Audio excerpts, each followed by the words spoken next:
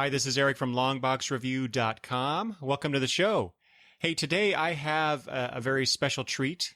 A listener of the show, Sean from Boise, the Boise area, who I have been contacting or chatting with for about, I think, a year, right, Sean? Been about that long, yeah. Yeah. So, Sean and I Sean had contacted me at some point. I don't remember exactly when now, but, he contacted me. I think it was through email, maybe Twitter, but, we started a conversation. I found out that Sean was from the Boise area, go Idaho, right? And, so we've just been talking on and off. And, I asked him if he'd like to come on the show sometime. And here he is. He's able to join me today through the miracles of Skype. I got to stop using that phrase. I used it once already. Anyway, Sean, welcome to the show.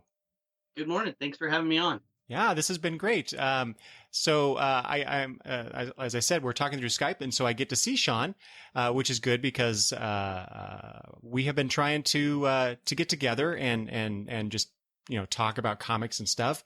One of the things that we have in common, at least I think a little bit, is that Sean, you were a customer of Captain Comics in Boise. I was, and then when they moved locations, it just got harder and harder to get over there. Yeah. And I'll still pop in every once in a while, but unfortunately not with as much regularity as I'd like to. Yeah. And so whenever I go down to the Boise area to visit my daughter, that's one of the prime places that I need to go when I'm down there. So it's not every time because my daughter keeps me really busy when we go visit her. But when I have a few hours, and usually without her, so they're off doing something like when they were planning the wedding, her wedding, and now she's going to have a baby here really soon. In the next, let's see, this is the end of May as we record this, 2017. So 2 more months and I'll have, a granddaughter arriving in the world. So, when her and her mom are off doing baby stuff, baby clothes shopping, which, I love that. I try to go to Captain Comics whenever possible. So that's good. And like I said, finally, after about a year's time of Sean and I talking and just trying to get our schedules synced up, here we are to chat. So Sean, just real quick, tell the fine folks out there where, they can find you on the social media. Well, I have my Facebook, which is where I find most of my information. And then also on Twitter at Rising Star 50. Can reach out there, and I'm pretty regular on both. So no YouTube or anything. So those are my 2 main ones. So I've been meaning to ask you about this, Sean. What's the story behind the Rising Star 50 tag or name for on Twitter? Well, that was one of the first longer miniseries that I really jumped into and got, was that Rising Star by J. Michael Straczynski. Okay. And it just I really enjoyed it. And I admit that the tail end of it kind of ended unexpectedly, but the story on how I had never really heard of J. Michael Straczynski. And then when a lot of people were really excited that he was doing comics because he did, I believe it was a Babylon 5. Oh, yeah. And when I could definitely understand why he had such a good following. So it's not one of my favorite, but it's definitely up there. One of my favorite miniseries comics was the Rising Star. So, and it just, I don't know, it just kind of stuck. Okay. Yeah, that's actually one of mine, my favorite works of his, J. Michael Straczynski, besides Babylon 5. Did you ever watch the show? Off and on, not enough to count as a regular viewer, but whenever I did see that it was on, I definitely liked it. Yeah, that's actually one of my favorite science fiction shows of all time. It was a wonderful story, wonderful progression of character, and those first 4 seasons are just great. and then they did a fifth season. Yeah. And I Nerd. yeah, I think maybe that they weren't expecting to be renewed for a fifth season. And so they threw everything in the kitchen sink into the fourth season. And then they got another season like, oh, what are we going to do now? I've seen a couple of series like that. Absolutely. Mm-hmm. But no, I do need to sit down and just watch them all in, because I've only seen here and there, but I mean, I like everyone that I've seen, so I don't know why I haven't sat and watched it, but Yeah. unfortunately time is getting away. Time is our enemy, I know. Okay, hey, so while I'm thinking about this, Sean, I'm like I said, we're talking through Skype on video, and I'm looking behind you, and I see some comic boxes behind you, and there's something off to your right there. Yeah. This stack of things. Tell me what that is. So this is my reading room, I guess. So the boxes are ones that I have read, and then my mail sorter here is just titles that I am woefully behind in. Okay. So if I'm wanting to binge read something, then I'll just grab the whole pack there. So, like right now on my desk, I have my latest run of The Flash, and so once I'm done with it, I can either just away, or it's a very odd organizational system, if you want to call it that. Actually, I think that's pretty genius. I never thought of doing something like that. Usually when I get my books, I just stack them on my desk or in a box, and then I'll go through them and read them. And then, just recently, I had about almost 3 long boxes worth of comics to put away to do that wonderful dance that we do where we put our comics into our boxes and have to reshuffle things. I don't know about you. I do that. Oh, absolutely. And you're smart enough and have them in the drawer boxes, where I have some of the drawer boxes, but they're short boxes. So I am not sure how I'm gonna work that out. But yeah, I still have the regular long boxes. You have to pull them out of the rack and try to take the lid off without completely knocking over everything. So yeah, I know that dance all too well. So what inspired you to sort your comics through that mail sorter system that you just described? Well, I wanted to have something where I'd know what I have, and I do like to binge read, let them stack up a little bit. It's kind of like the way I watch my shows. Oh yeah, just binge, because week to week I get very antsy. It's like, oh, I have to know what's going on next, and so once I'll let a few stack up, then read that down to nothing, then I'll go on to the next one, do the same thing, which is great, except for when you come across crossovers or major events, things like that. Then that's the only drawback, but it seems to work for me. Mm-hmm. So how do you like crossover stuff where you got some sort of event going on and you got this issue that ties into the event, and so how do you organize that kind of stuff? Well, I'll try to plan ahead. I'll see if when I was putting some of the books away recently, they had in the Batman line of Monster Men. Mm-hmm. So I had Batman and Nightwing and Detective, so I had to try to catch up on each title before, because I did that recently. Well, not recently. I did it with was it Death in the Family on the New 52, mm-hmm. when the Joker came back. That was a lot of reading, but it was at least it was all good reading.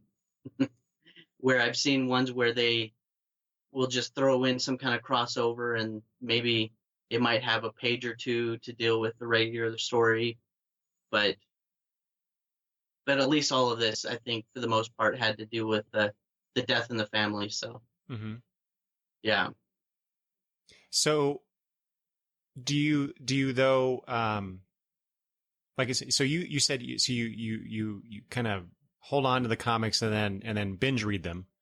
Hmm. And so you had to get caught up to the crossover stuff, but then, so then you just read them in the order that they were supposed to be, right? So if issue part 1 is in Batman, you read that, and then at Batgirl is part 2, you go to that. And so if that's the case, so then how do you, so then you just hold off on the other issues that may have come out after that until you get through the crossover reading, and then go back to reading the regular issues? Unfortunately, I'll try to.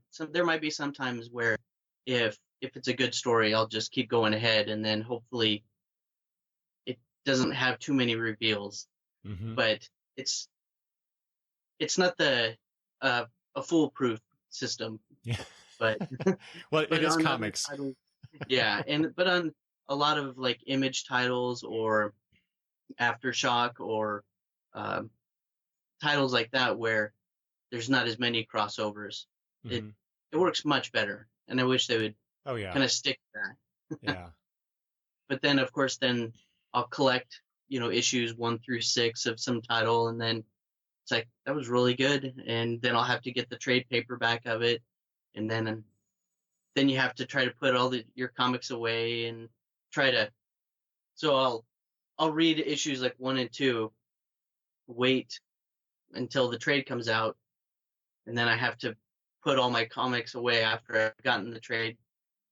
So it's, like I said, it's not the best organization system, but I tried the whole putting them in a stack and reading the next in line.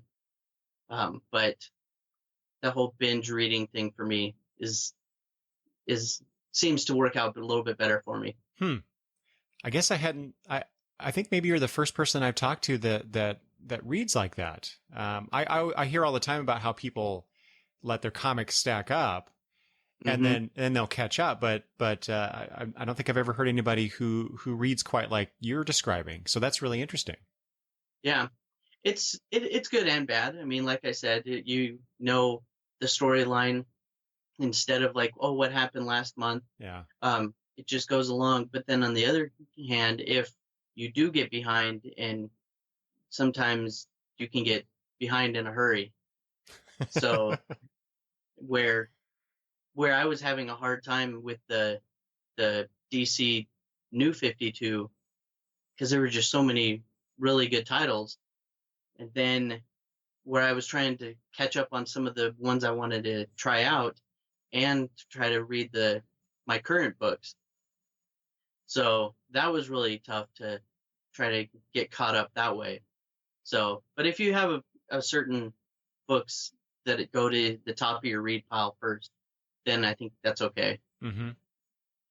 So what are your since we're talking about specific things now, what are your top books, I guess? What goes to the top of your stack to read? Well, it sounds weird because I like it still, but The Walking Dead. Mm-hmm.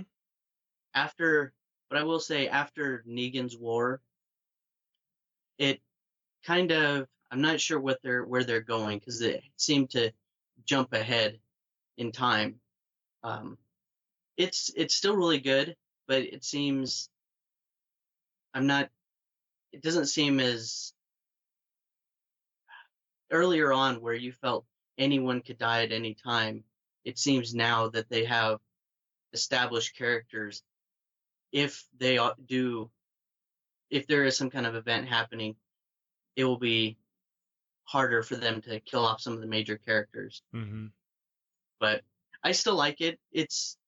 Plus it's a quick read, and so I can pick that up in 10, 15 minutes later. I'm done. But after that, I try to go Paper Girls, Saga. Those are some of the ones that jump out. I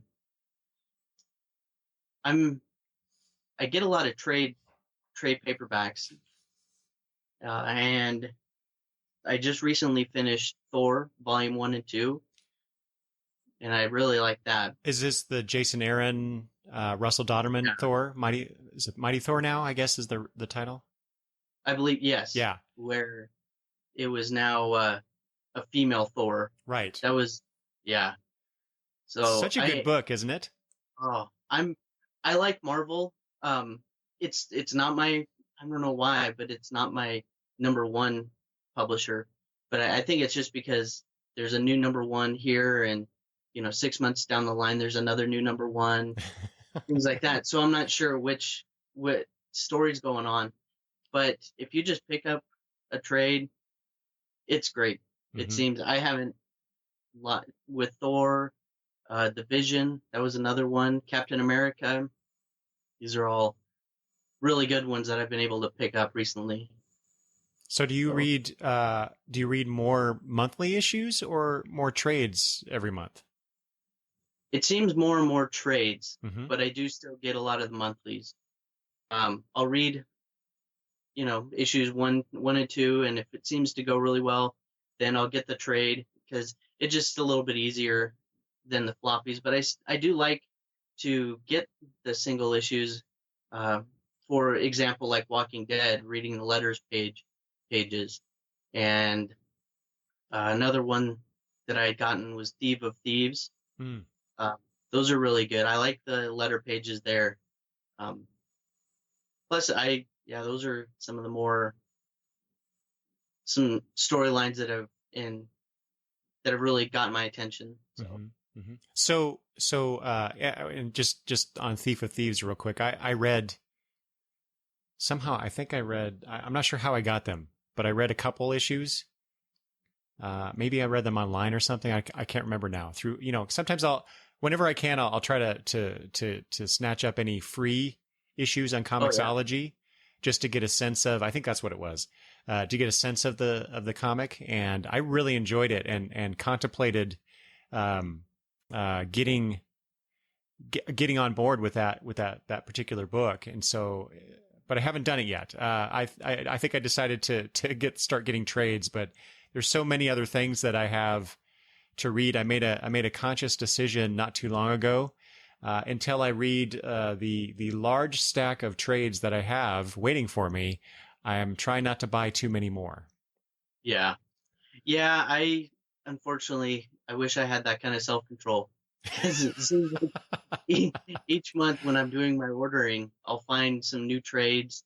And even I just recently went back and saw I had a couple holes in some trades that I had. So I had to order those as well. So I'm trying to go back and read new trades, and I'm getting some of the older books that I have read before, but I do want them in trade, such as recently I ordered Mark Waid's Run of the Flash, Volume 2. Oh, yeah. As well as Jeff Johns' Run of the Flash, Volume 3, I think. 2 or 3. Because I think it must have been 2, because I have 1 and 3. But even though I've read them, I still like to have them in trade. So that way, if someone says, why, what's a good book, I can say, here you go. Ah, okay. So you do get, when you said that you get like the first issue or two and then you get the trade. So is that for new stuff that you're just trying out? And then so why do you get the trade if at that point if you like it? Yeah. Well, if I have, like for Thief of Thieves, I got the single issues, and it was really good. And then if I wanted to someone say, hey, what's a good book? Well, this one's it's kind of like Ocean's 11 type of storyline. You're not going to get zombies, you're not going to get superheroes, but here's a good cape heist or caper type of heist. And then that way I can just give them the trade where if they lose it or don't bring it back, you're out, what, $5 to $10 as compared to, 5 or 6 single issues where you have to try to go back and try to find those. And at the time, I remember there was talk that they were going to bring Thief of Thieves as an example to either a movie or TV. So for a while, they had some of those single issues really jumped up in price. So if I wanted to go back and try to find some of those single issues, it might be a little tougher for how much I'm going to spend. So, but I plus if you give away trades to someone, like I said, you're only out a few bucks, and plus they can get something to read. So So is that the primary reason that you get the trades is to share them with others, or do you just prefer that format as opposed to the floppies? probably 50-50. Yeah. Because if there's a book that I really like, I'll get the single issues because they mean a little bit more to me. But um, if there's a storyline, some really good story that you don't mind sharing, I have no problem, handing some of those off. Mm-hmm. Which I found out because I used to collect Preacher. I still have all the single issues there, but I had lent out so many of the trades that my trades were really incomplete. I went back to try to find some of those, and some of those trades I didn't realize how hard they were to find. Yeah. So I ended up getting, like I think how DC Vertigo, they started doing things in book where book one book where they, instead of a trade where it was issues 1 through 6, now in the books I think they have like issues 1 through 12. Mm-hmm. So, but which is fine, but So it's just a different way. you had the original trades that they released, and I then have, lost some of them yeah, through readership. unfortunately, yeah. Yeah. So, I don't know, which is Sean. fine. Sounds like to me you should maybe not trust some of these people you're giving these books out to. I've since, yeah, a couple of the people have gotten on my do not lend out Yeah, list, yeah. but I could imagine. that's, See, I could not do what you are describing because oh, even though I want to share, I want to yeah, share these stories and share these books with people and get them interested. There's very few people in my life that I would trust to not only take care of the book but also return it.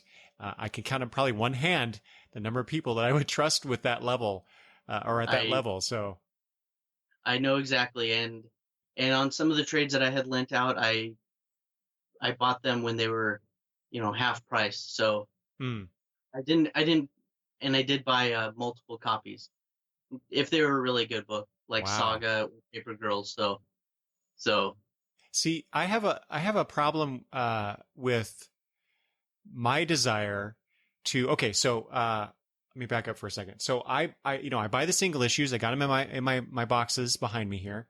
Um, and if I like you're describing, if I really like that story or that that event in the book or whatever, and they've traded it, hmm like for example, I just got the JSA the Golden Age yeah, deluxe hardcover that just came out because I love that story. I love that book. I don't actually that's a bad example because I don't actually have the single issues.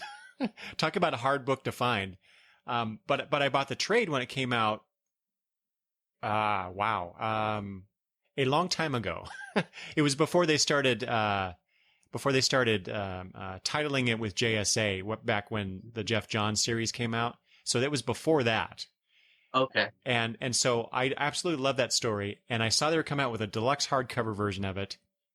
And I debated on it, but I got it.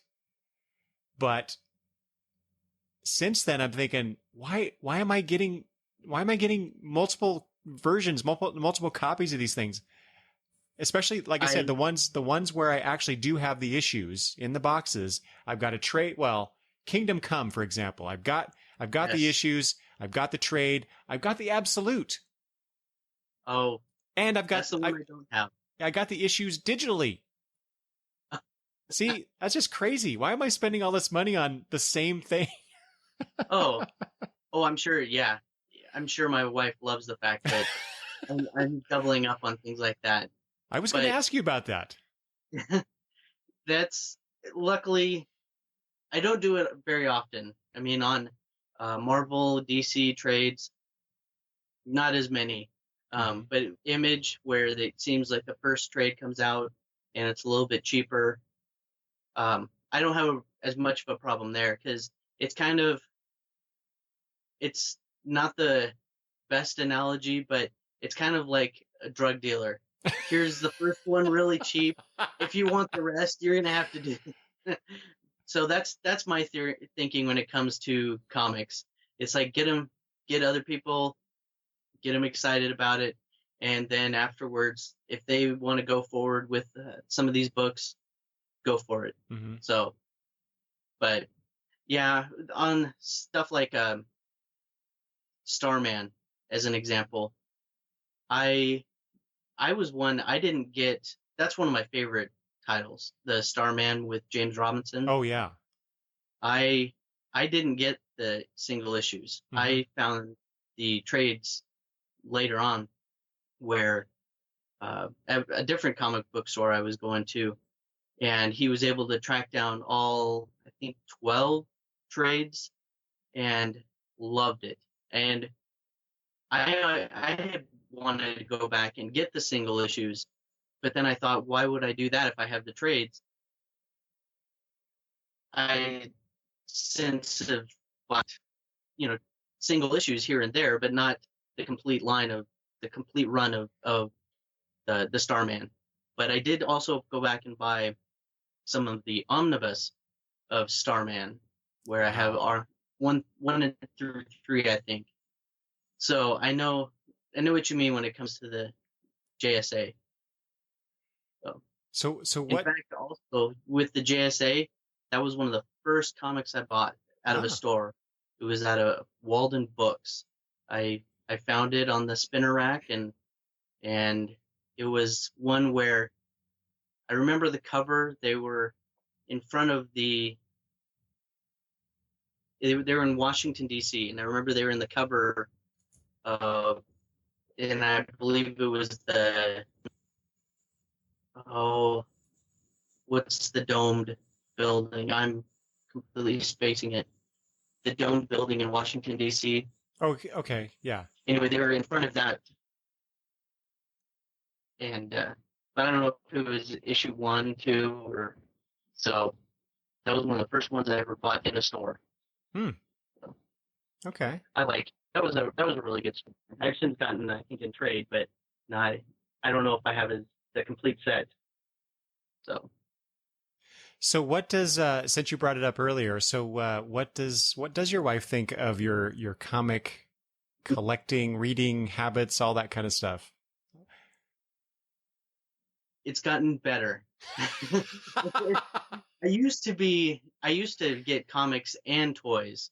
In fact, that's where I met my wife, was in a toy store. We both worked at a Toys R Us and started dating, and 3 kids later.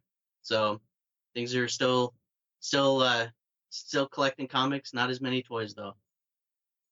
So, but it's gotten, I've cut it in about half. So, which is good. So what does that mean for you, cutting it in half?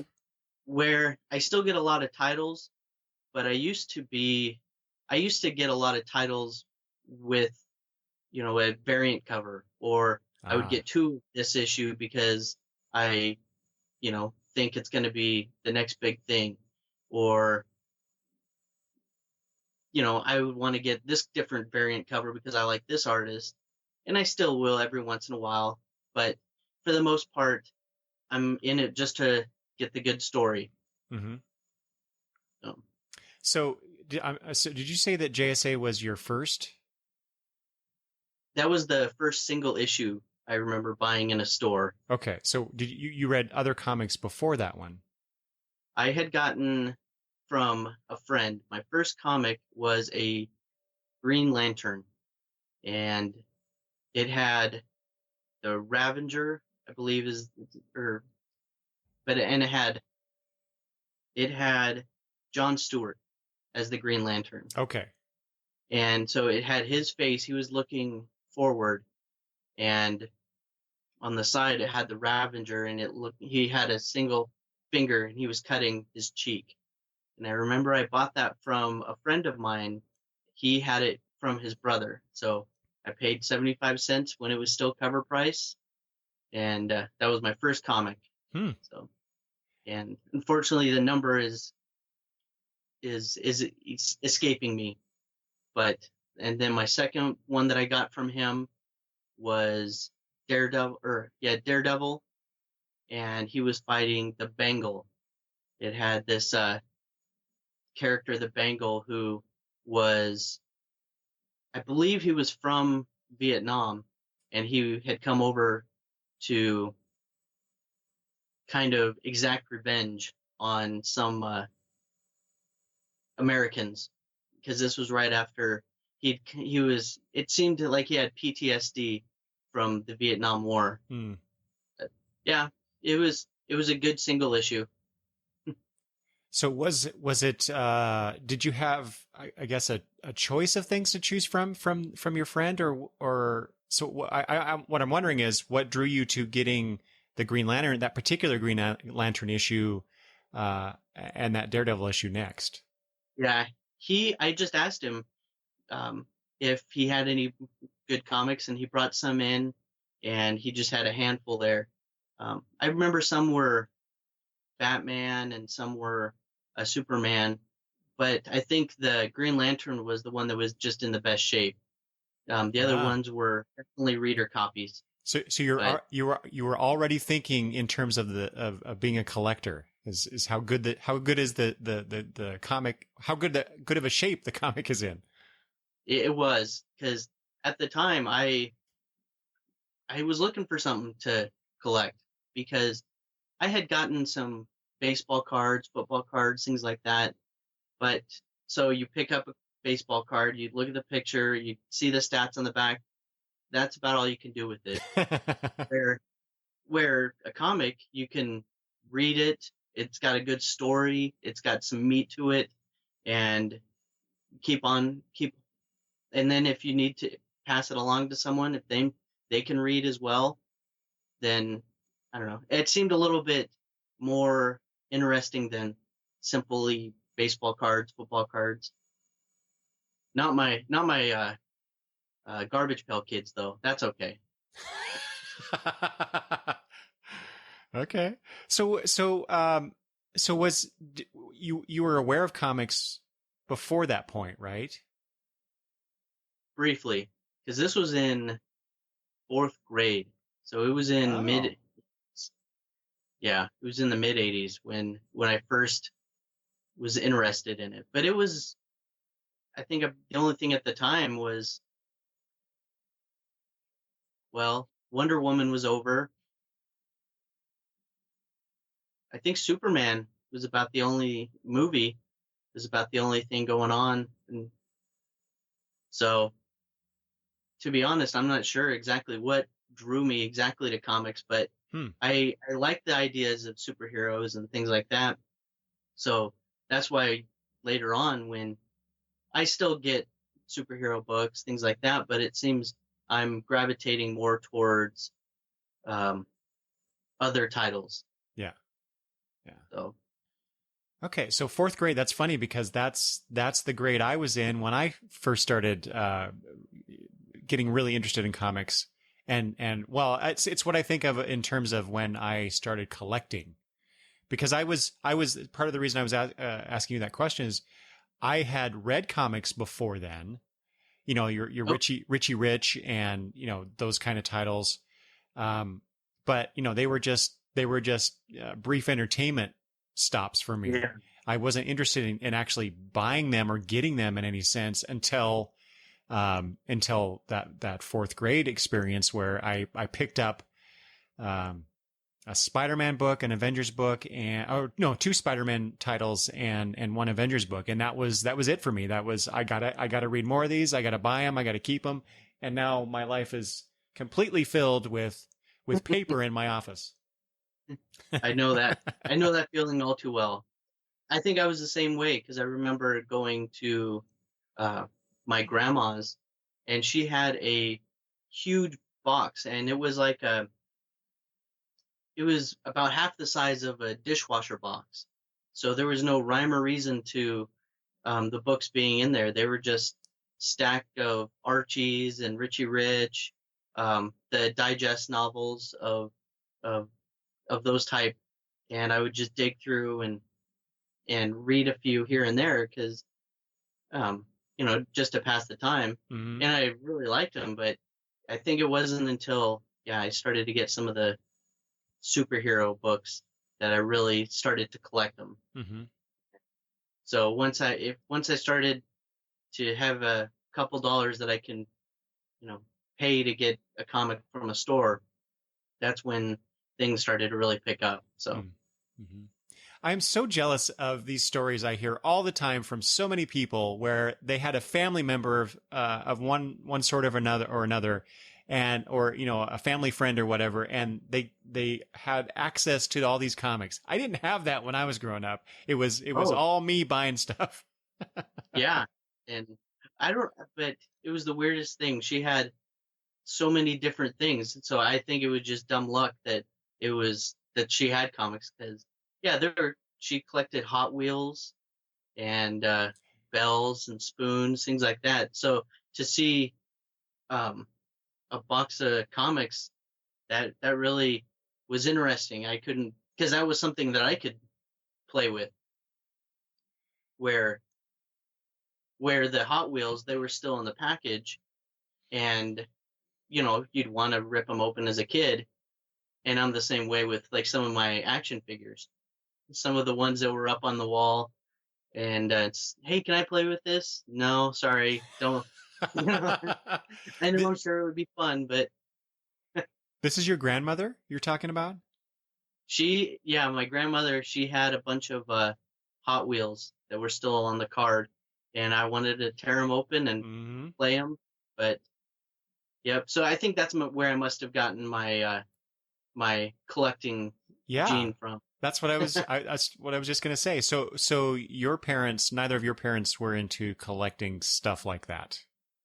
No, So it no, skipped a generation. seems my dad, he collects tools. He collected tools, I think, but Mm. that's about it. That's more of a practical collection than Yeah, anything, I think. absolutely. Unless he wasn't using them, he just wanted them. Oh no, no, he was pretty good at carpentry and woodworking. Hmm. So, Hmm. Okay, so but you said this is the mid '80s that you were introduced to comics. correct. So yeah, that was like, for me, that was, I'd been reading for a few years by that, almost 10 years by that point. Um, but that was to me, 1984, 85, 86. That was like a creative renaissance to me based on the stuff that I'd read before. So you came in about that same time. So I mean, were you aware of like Crisis and, uh, uh, Dark Knight and Watchmen and all that stuff? It wasn't until when few years later, like maybe late '80s, maybe early '90s, where that foundation had been set of Dark Knight, Watchmen, and I had heard about them, didn't really know. I didn't. I mean, I liked.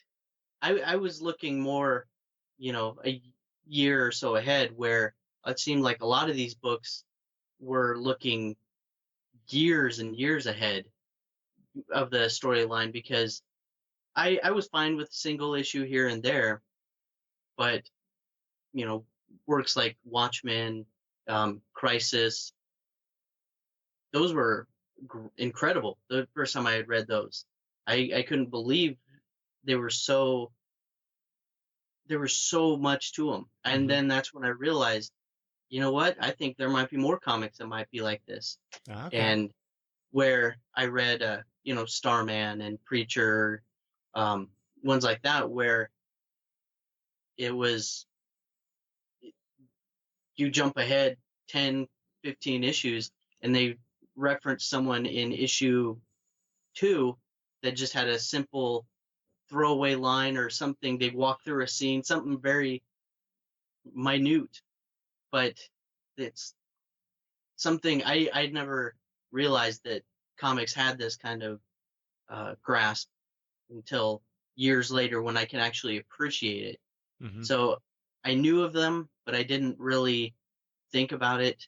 It wasn't until years later when I wanted to find out why people were talking about Crisis and why Ah, people were talking about Watchmen. yeah.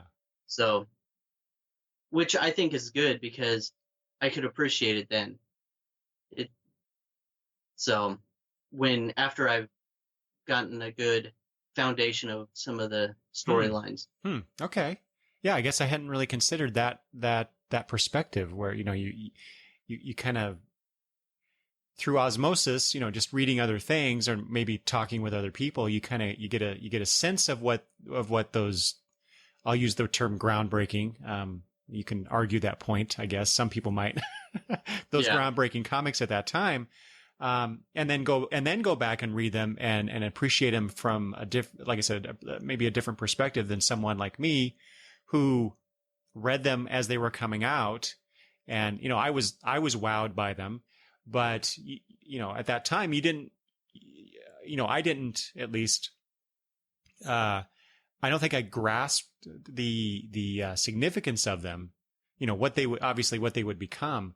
I just read them and thought, boy, these are really cool stories that I had never read before in comics and all the Batman books and other things that I was reading at that time. yeah, and that's interesting that that's the way that it occurred because I knew that some of these titles, the like you said, groundbreaking or how a big event this was. So I knew the ramifications from it, and now I wanted to know why. I wanted to know some of the details. So, which is great because books like Watchmen I've read probably 3 times, and now with some of the things going on in the current storyline, I'd like to go back and Mm-hmm. reread if there's any hints or I mean, I obviously they're not gonna, but have some of this stuff going on, but how they're able to bring that in from from Watchmen Mm-hmm. to the current storylines. Yeah, I imagine a lot of people are going to be doing that, pulling out their copies of Watchmen and reading those in preparation for what's coming. And what Sean and I are talking about, in case people don't know, is they just had a 4-issue crossover between the Batman and Flash titles called The Button. And well, I'm sorry, I should back up. It actually started with DC Universe Rebirth, that special that Yeah, launched the Rebirth era, I guess is a way to put it, in DC Comics about a year ago now, as we talk. And in that, the powers that be at DC brought in some of the Watchmen, if not characters, some connections to Watchmen. And then flash forward a year to this Button 4-issue crossover, and you get to the end of that, and then there is a direct, would you say a direct connection to one of the major characters in Watchmen? I would say yeah. Yeah, if not direct, it's heavily influenced. I'll just say it's direct, They, but they haven't named name, but it's it's it's all like a but. worst kept secret. Yes. Yeah, it's the worst kept secret in comics right now. And then down the road, at least as it was announced here, like I said, in May 2017, they're doing the next part of this. So it starts with DC Universe Rebirth. You get the Button, and then we get Doomsday Clock Oh, in November. So they're continuing that storyline. oh, I hadn't heard that. That's Oh, excellent. okay. So yeah, Jeff Johns is writing it, just like he did with the Rebirth Oh, special. Gary Frank is on art, oh, and excellent. so you're a Flash fan, right? I Did am. did you get all the Button issues? I did. Okay. I only have I only have 21 right now. I haven't, Oh, yeah, I haven't read it, but I've ordered it, and I should be getting my books soon. Um, yeah, hopefully next week. okay. Then I won't talk any more about it because I for some reason I assumed since Oh, you are a Flash reader that you probably well, have read issue number un- 22. unfortunately, with the way that the internet does not always hold back spoilers,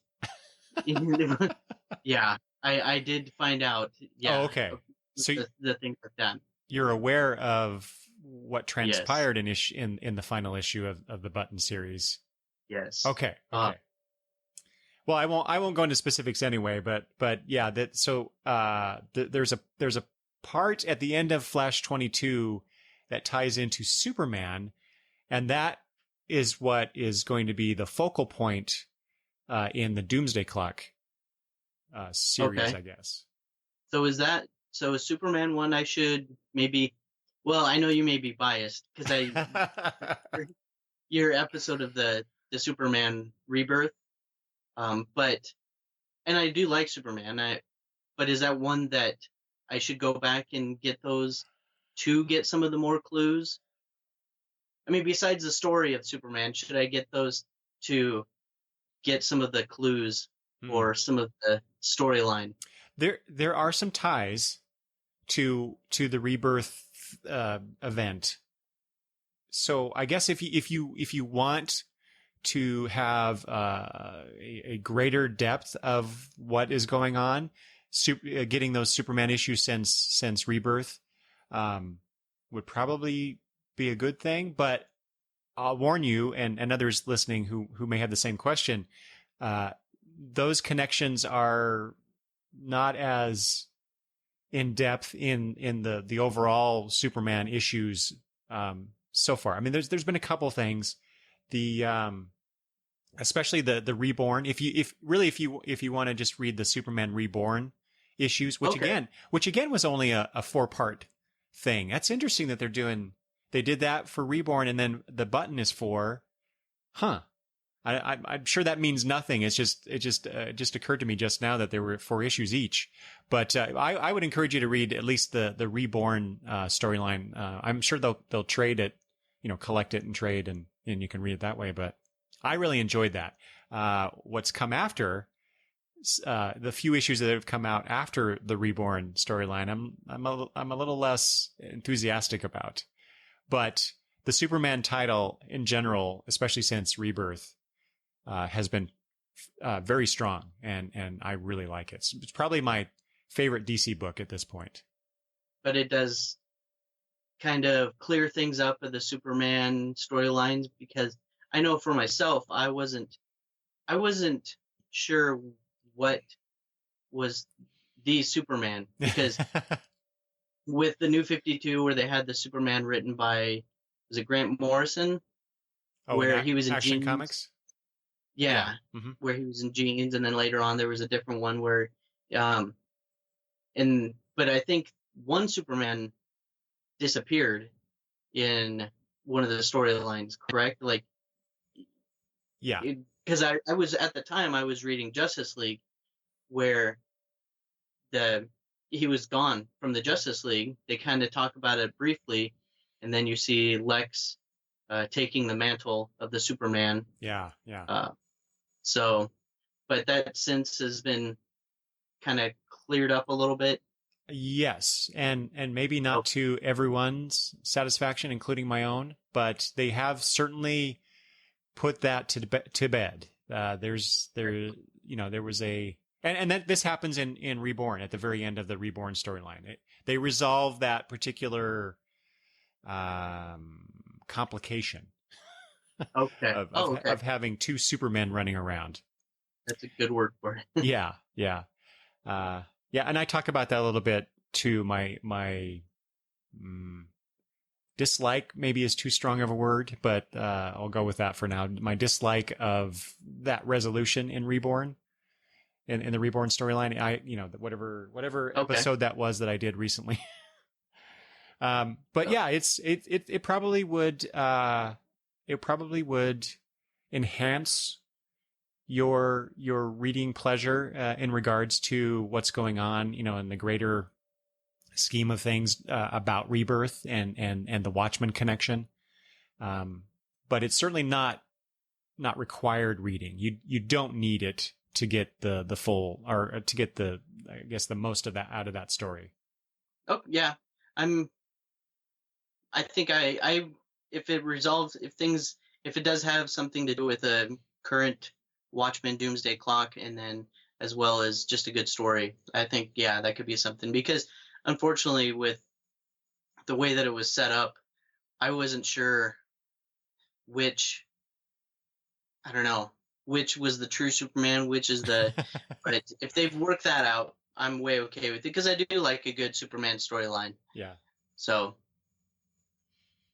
Yeah, like I said, that whole title, the Superman title especially. I mean, I've enjoyed Action Comics too, but the Superman title has been just very strong. You know, it's being done by Peter Tomasi and Gleason, Patrick Gleason. Patrick Gleason. Thank you. I wanted to say Doug Monk, but he's just one of the, not just, he's one of the artists on the book. But yeah, those two together, co-writing it essentially. They've just been knocking it out of the park, as far as I'm concerned. I liked when they did the Damian stuff in Batman. Yes. So that's probably and some of the Green best. Lantern. So yeah, no, they're a good team when they do. I don't know which Green Lantern title they did. I think it was Core, Green Lantern Core. Okay. I want to say that. I don't know. Don't quote me on that. No. So, excellent. Okay. So you had mentioned New 52 earlier, and now we're talking about Rebirth. So what did you, were you reading DC Comics before New 52 came along, or? Quite a bit. That was the majority of my reading. Okay. A fellow DC fan then. It seems I've been DC since from the start. But I think my first real collection, because I would read a little Superman, a little Batman, a little Green Lantern, but the Flash being my favorite character, that was the first one that I started to really collect, and that was right at the end of Carmen Infantino's run, and now it was with Mark Waid. It was when Bart Impulse, right before Impulse came out. That I thought was really great work. Okay, so that's interesting because the Flash had such a pivotal role in Crisis. Yeah. And then, come along for New 52, the Flashpoint event, or just before that, they bring Barry back, and then the Flashpoint event happens, and then you get New 52. So the Flash is always seemingly involved in these universe-changing events. Absolutely, and it's weird because going back to Crisis, I hadn't read Crisis prior to starting to collect Flash, so the only Flash I knew was Wally West. Uh-huh. I mean, they had kind of mentioned, his Uncle Barry, and I knew what had happened of his sacrifice during Crisis, but I didn't know anything leading up to it. So then later on, when I believe it was Jeff Johns reintroducing Barry into the current timeline, I liked it, but Barry was my Flash. And then when Barry does come back in this the Rebirth, it was great. I mean, it was something that I've been waiting for forever. And then when they finally did it reminded me of why I read comics again. Now you're talking specifically Rebirth, not New 52. Yeah, I'm sorry. Yeah, Rebirth. So what's the difference between the New 52 run of Flash and the Rebirth run of Flash? Because I don't read the Flash except for the crossover that they did with the button. So what's the change? Why do you like the Rebirth stuff more than the New 52 stuff?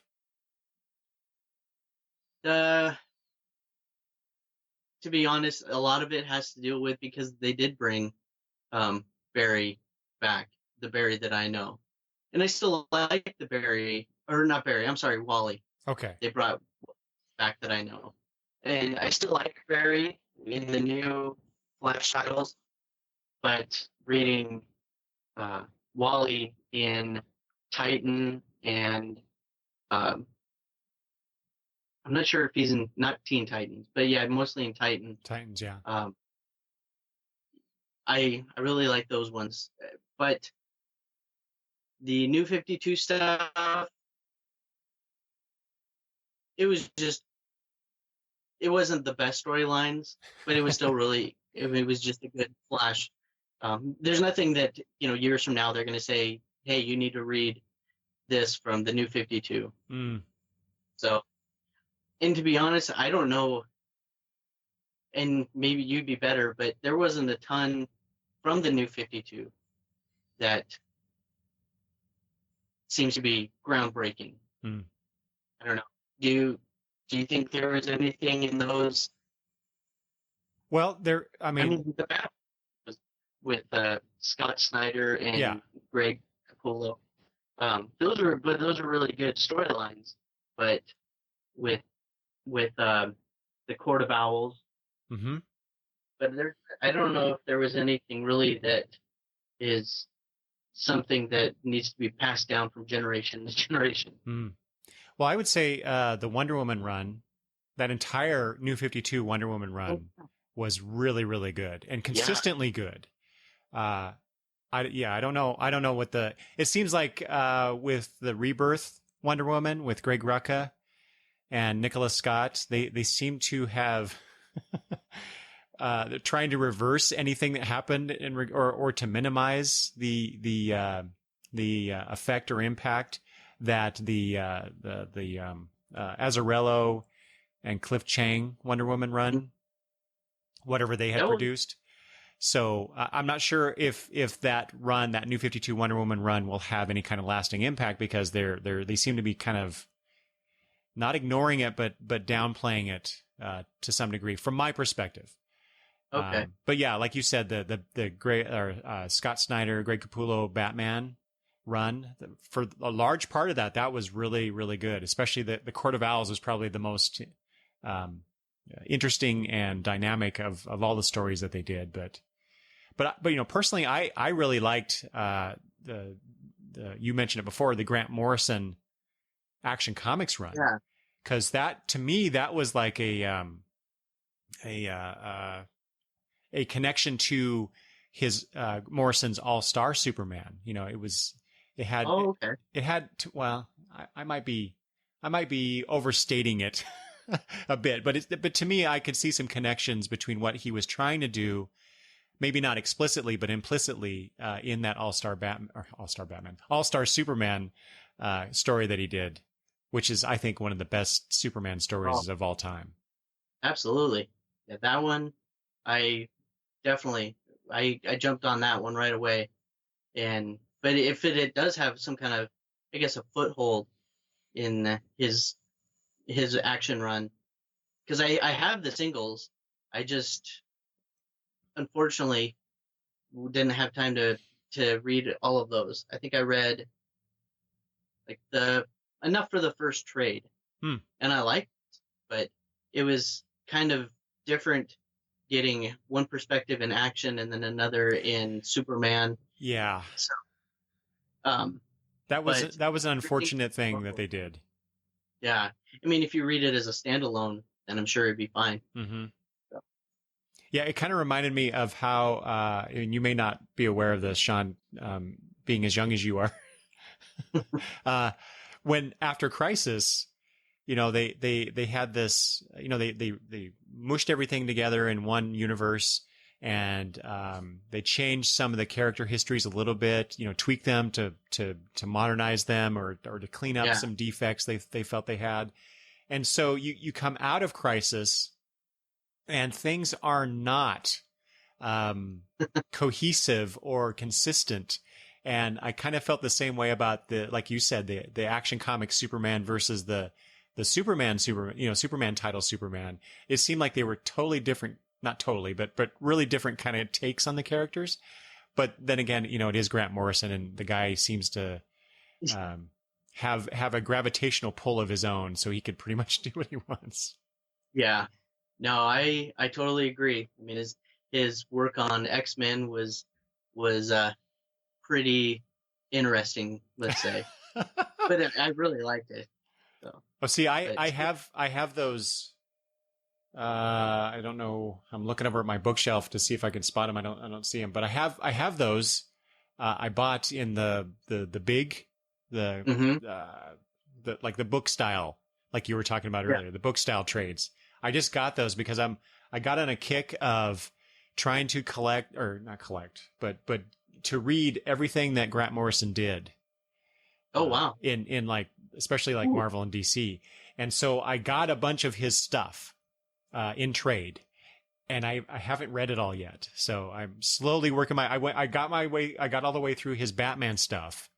And now I want to go his new X-Men run is the next thing that I want to get to. Oh, at the time when that came out, I remember reading it, and I thought it was, because I think that was about the time, it was either right before or right after the first X-Men movie came out, because I remember they came out in the black leather Oh yeah. costumes. But No, wait. uh, Was that before his run or after his run? So which influenced which thing? I can't remember. I don't either. Somebody out there will know. Yeah, but no, I mean that one was really good. When I don't know, I was reading a lot of X-Men then too, and so when they did have a good great writer like that, but I don't know, Grant Morrison, I like his stuff, but my first introduction to him was with Flex Metallo, I Oh yeah? believe, Really? and I have no idea why I picked that up. It doesn't seem like anything. I just got it, read it. It's like I have no idea what I just read, and it wasn't until years later when I was talking with a guy who at the comic book store I was going to. I was talking with him about that character because I think I saw him on a Doom Patrol Hmm. poster or something like that. And he said, "Oh yeah, those are really hard to find, so you should try to dig those up and reread those." And I did, and I still think, "What did I just read?" I think I liked it more though. I think a lot of people have that reaction to Morrison's work. Yeah, Sometimes I have to admit, Morrison, even I do too. Morrison, and sometimes Neil Gaiman to me. Ah, That Yeah, it wasn't until years later I read Sandman book 1 and 2, and book 1 was haunting, yeah. and 2 was strange, but Ooh, so they're both. you've not read the rest of it? I have not, because Oh, so, and it's one that I need to, but unfortunately, so the library I go to and get a lot of my trades if I want to try it, they have a really good collection, and they had 1 and 2, and I got those no problem. And then if I wanted to go further, they had a gigantic omnibus that it wasn't 8.5 by 11. It was probably 10 by 14, hmm. size wise, and it was probably, I would say, 5 inches thick. It had black leather. It was some kind of special. If I wanted to buy it, it would probably be a $200 book. Wow. But just to pick that up, it was quite intimidating. So, but if it's anything like the first two, then it's definitely one I know I need to finish up. I highly recommend it. That entire it's only 75 issues, but that entire Okay. run it's probably one of my very favorite comics of all time. Oh, excellent. I mean, if you enjoy stories about stories, I mean, Yeah. because that's kind of Gaiman's forte, and really interesting takes on established characters. If you're familiar with some of the more throwaway DC characters, I mean, there's one issue, and I don't remember which one it is. Maybe you already read it in those first two trades, but there's one issue where Gaiman tells a story about um, what's her name? Oh, not the Metamorpho. It was the female version of that. I can't remember. Yeah. Yeah, I know who you're talking about. Yeah. So, but that Like four story. different. Go ahead. Oh, I was gonna say she's got four different. She looks like Metamorpho. Yes, exactly. I just cannot remember her name. But yeah, that story was just incredible. I had actually, when I read that story, I didn't even know that character existed. And so I read this story and I'm like, what, who is this female Metamorpho character? And after reading that story, I find that character much more interesting than I ever had found with Metamorpho himself. Yeah. So, it's a testament to what a good writer can do.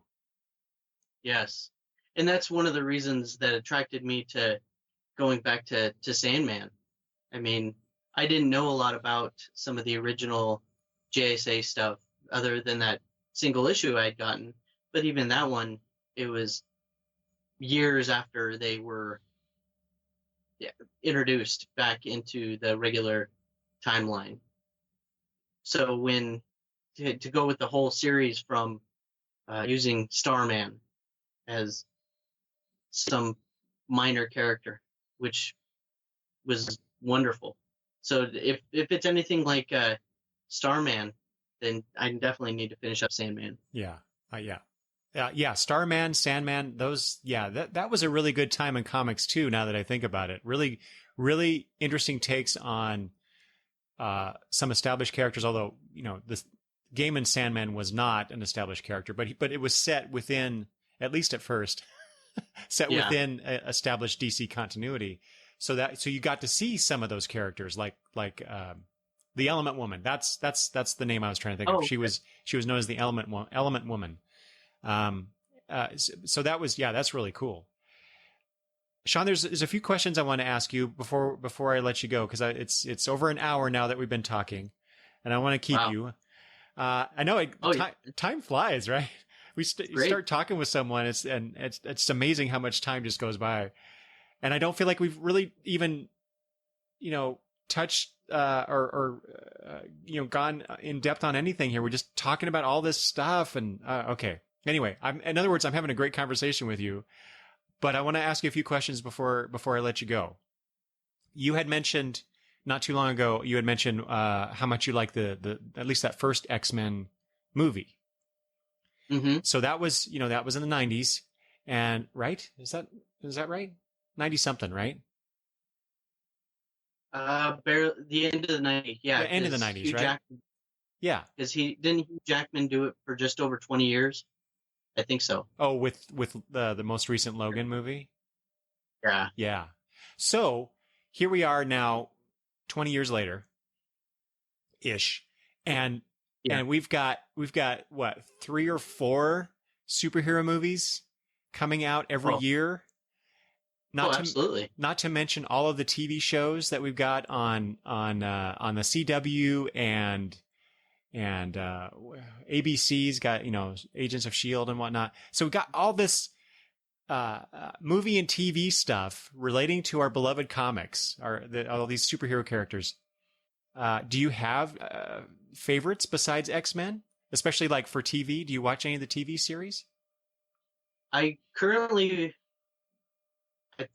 I don't know if I should be admitting this, but I'm a couple episodes behind on The Flash, but The Flash is my favorite. Mm-hmm. And so when they came out and they did a new series, I thought was great, because I did remember watching as a kid the John Wesley Shipp as the Flash foam rubber looking suit, and which I thought was incredible.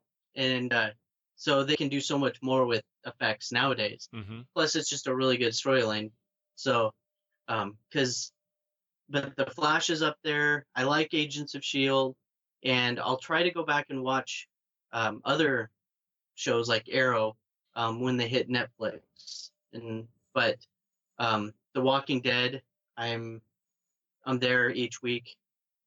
Trying to think. And I'm trying to go back and I've rewatched Young Justice, the cartoon, Oh yeah. when they were talking about doing a third season. So I went and rewatched seasons 1 and 2 because it seemed that they just stopped one and then went to the other instead of. So I don't know, maybe I'm misremembering it, but it seemed like they stopped. Was it they stopped one season Mm-hmm. and then just picked up on the next season in a different kind of storyline, like where what's his name, Aqualad was, I guess, a bad guy who was Mm-hmm. undercover. Right. Yeah, because So they skipped like what I'm thinking 5 years, maybe somewhere around yeah, there. Yeah, I thought that was weird when I watched it the first time. I didn't even know because I think they even named it something different. It was like Young Justice Invasion. Invade.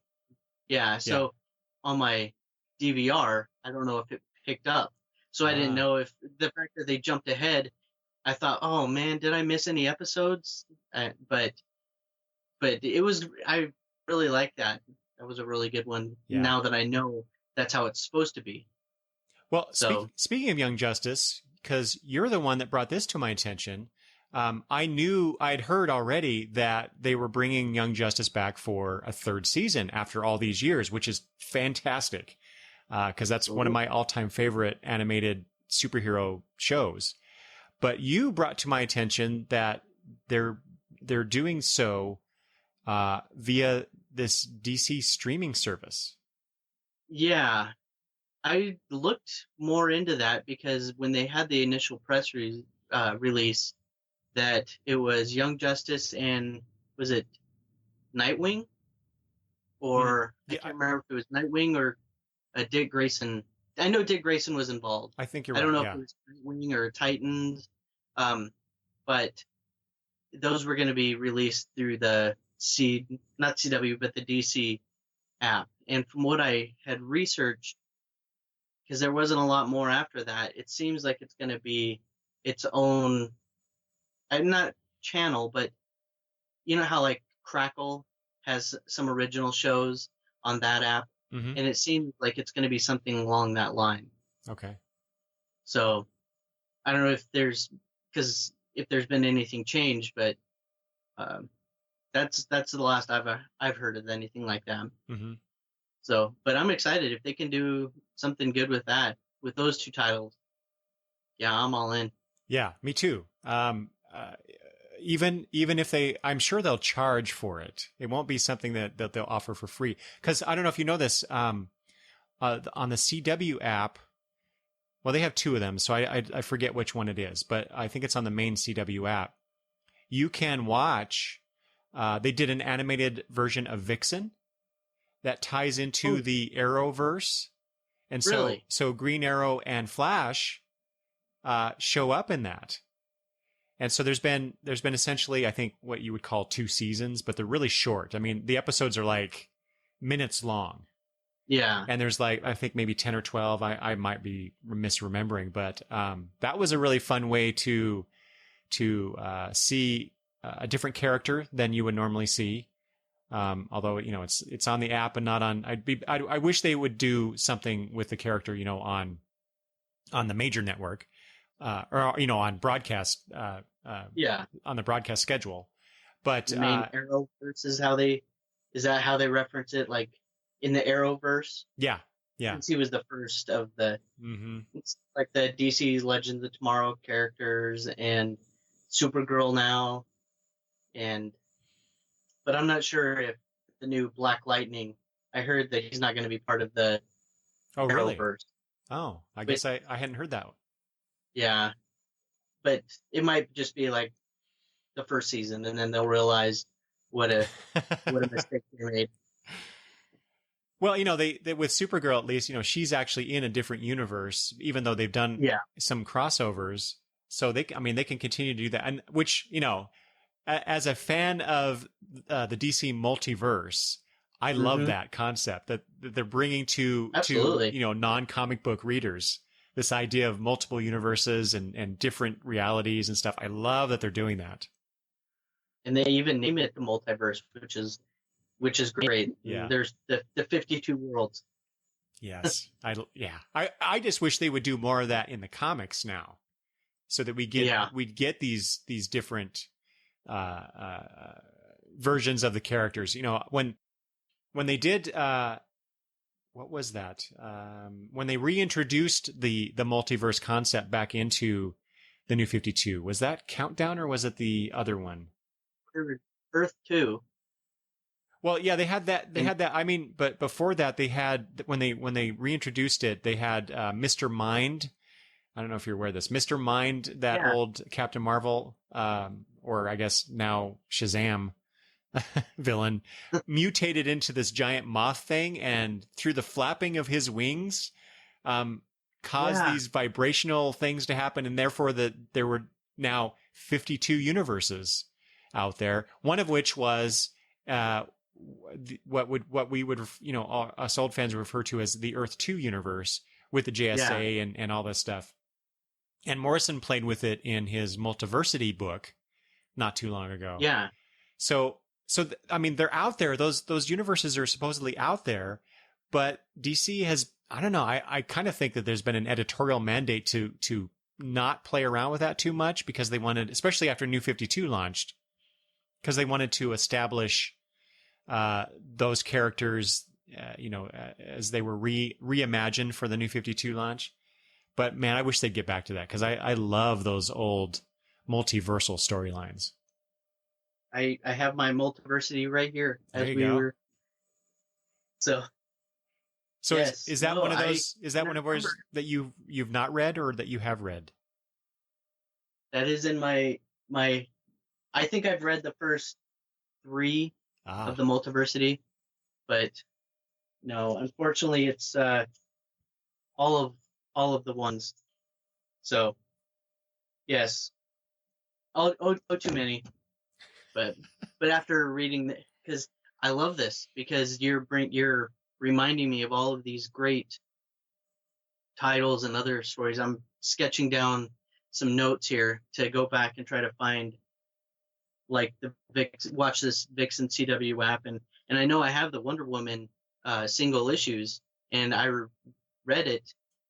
I didn't know very much about Wonder Woman. I just thought it was a really good book reading at the time. But now, going back, and the fact that there is going to be a new Wonder Woman movie, yeah, that should be one that I should get a little bit, get more knowledge under my belt. Yeah. How much are you looking forward to watching that new Wonder Woman movie? I'm nervous, but because she was one of the best parts in when they introduced her into the Superman Batman movie. Yes. And the fact that they're doing it as kind of an origin, which they haven't really. It seems that they're doing it kind of an origin, which is great, because there hasn't been a really good origin for Wonder Woman. I mean, there's been Batman, Superman, and if they had another Peter Parker coming out,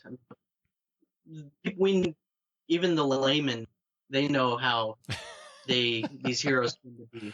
Yeah. So something like this, and you'll be able to go and from ground zero find out why Wonder Woman is so great. Mm-hmm. So I'm nervous, but I think they should do a good job. Yeah, I cannot wait to watch this movie, and based on the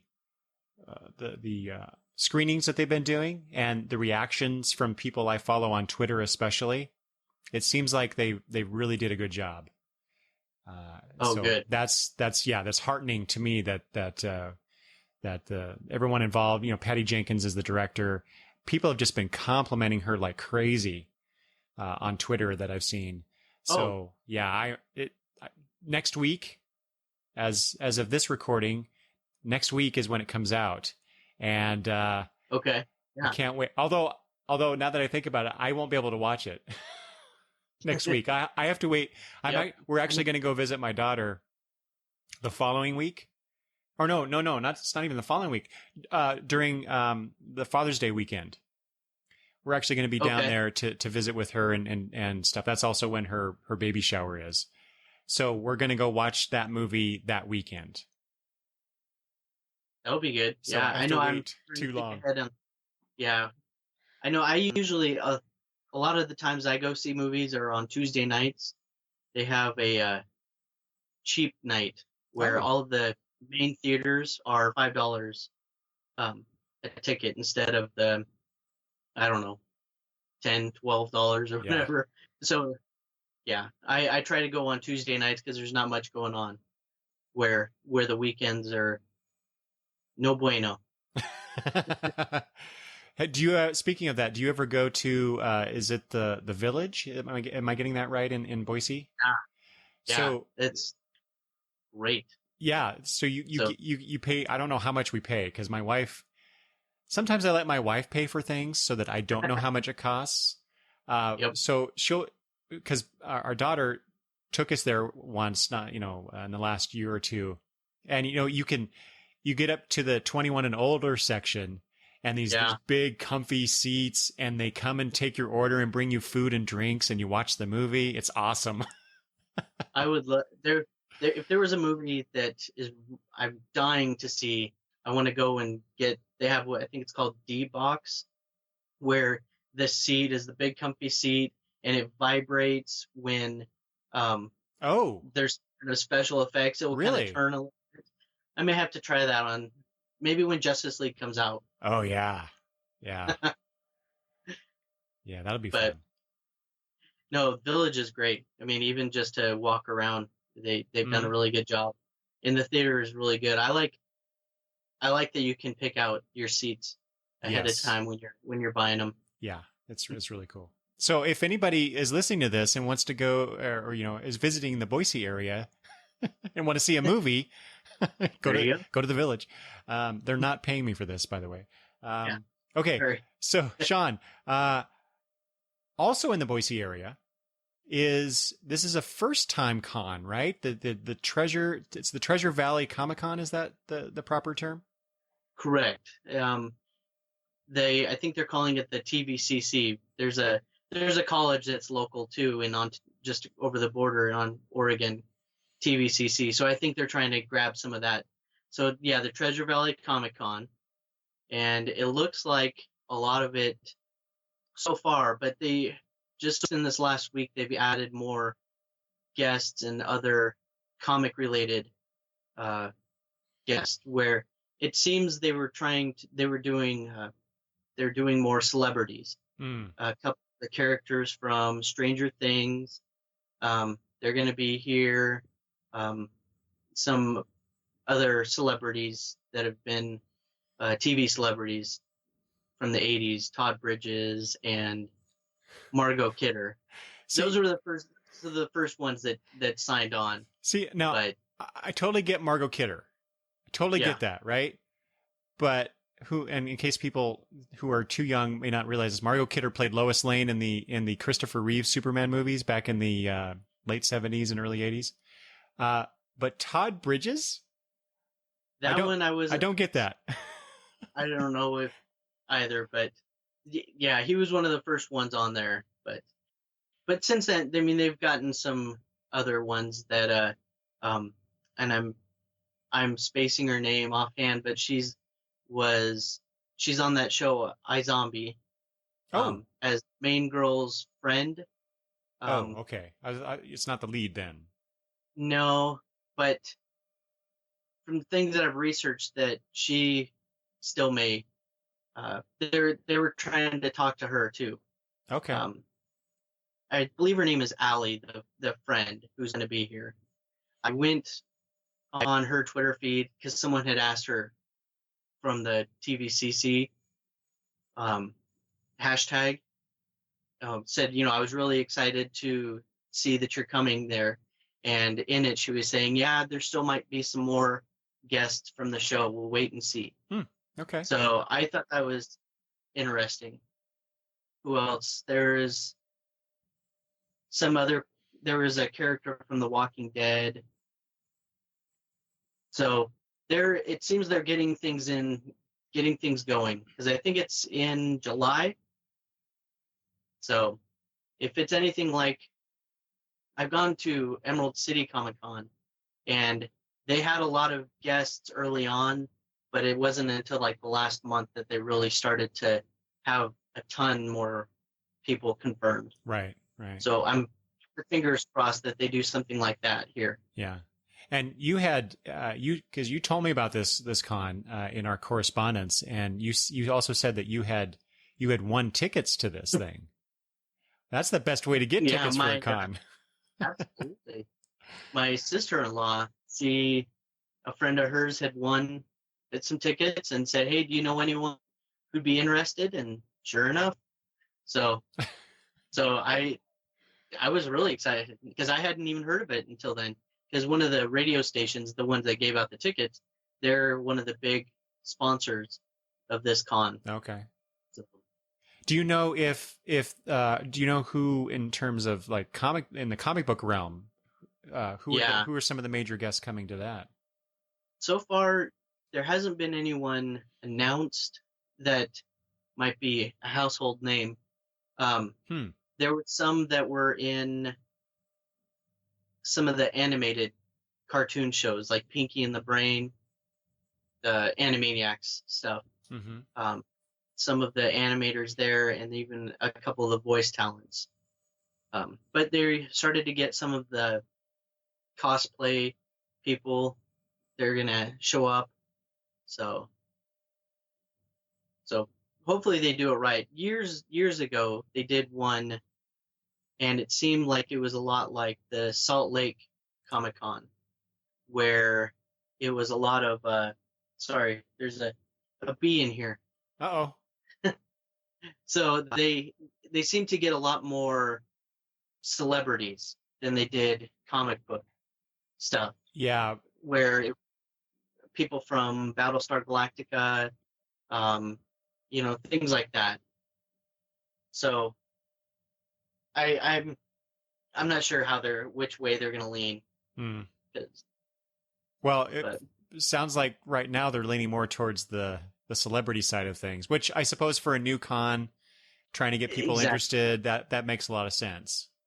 Yeah. But if you call yourself a Comic-Con, you got to bring in the comic stuff. Thank you. I did see on some of the Facebook feed some people saying, "Yeah, I'll be there at booth whatever number," and it seems like they're going to have a lot of comic feed or comic booths, stuff like that. So that would be great. Yeah. So. Yeah. Unfortunately, I won't be able to make it. I think it's the same weekend as my wife and my anniversary. And so I'm not going to drag her to Comic-Con, even though she enjoys going to them with me, but it's not her thing. So I won't make her do that on our anniversary weekend. Oh, I definitely understand. But if they have one next year, I'll touch base with you and see how it was, and maybe if they do it again, I'll try to make it down for that. Okay, and if there's any holes, because I know that's a great place to get some books for some holes that you might be having, and so definitely let me know. Okay, thank you, I appreciate that. Okay, Sean, we have been talking for quite a while. I don't think I have anything else that I want to talk with you just yet. But I know that I would love to talk to you again. This has been a lot of fun. I always love meeting new people and talking comics and just everything that we talked about. We touched on a lot of different topics, which is great. This has been awesome. So, do you have any questions or thoughts for me or for our listeners? I think I'm okay, because I mean, I've gotten to know a lot about you from your previous podcasts, so this has been nice that you get to know a little bit about me. Yeah. So yeah, because it was been 2011 when I first heard about your show, and because I heard you were because you went to the 1000th episode celebration of, is that correct, of the Comic Geek Speak? Oh, their 10-year anniversary? Yeah, that's what it was. Yeah. That's what it was. Um, Oh, so that's how and you heard about my show? that's where I heard about it. Well, I had heard of your show before, but then when I heard you were there, and it's like, that's where I heard about it. And so I went back and started to download some of the previous episodes, and just gone forward from there. Well, So, well, thank you. I also apologize for those first, I don't know, dozen or so oh, episodes. no, things have definitely in the podcast world, because even nowadays when I talk to people, I was at a camp out this weekend, and I was talking to some other dads and saying, yeah, I'm really excited. Sunday I'm going to be on a podcast, and they were like, what's a podcast? And oh yes, I know what it is. But yeah, so things have definitely improved in the past however many years of Yeah. podcast technology, and so no, it's been great. Well, good. So, Thank you so much, Sean. Thank you, first of all, for sending me feedback, sending me emails and contacting me through Twitter and stuff. I the last episode that I released before this one will go out, 118. But in episode 118, I basically read all the feedback I'd gotten over several episodes. And as I said in that one, I really appreciate people like you who contact me and send me feedback and ask questions and whatnot. So for someone who sits in front of a microphone and says a bunch of words and then sends them out over the interwebs for people to listen to or not, I just really appreciate that people do that. And like I said, getting to talk to someone like you who's been listening to the show, and I can see as I see behind you all these comics and our discussion about them and all this stuff, it's been great. So thank you very much, Sean. And why don't you once again remind everybody that's been listening where they can find you on Twitter, in case they have questions for you about anything that we've talked about. Yeah, reach out to me on Twitter. My handle is RisingStar50. So it'd be great to hear from you. Yeah, exactly. So go do that. Go follow Sean on Twitter and send him some questions. And if you would like to send me questions or comments about this episode or anything that we have talked about herein, you can always do so by emailing me at longboxreview@gmail.com. You can also just go to the website, longboxreview.com, and leave comments there. And of course, my favorite on Twitter, being on Twitter and interacting with people, because it's so easy just to send a few words, and hit send and get that conversation going. I really enjoy that platform. So you can do that as well. And I guess that's it. Thank you once again, Sean. I appreciate your time. Thank you, Eric. I appreciate it. All right. And that is the episode, everybody. Thanks for listening. Bye-bye.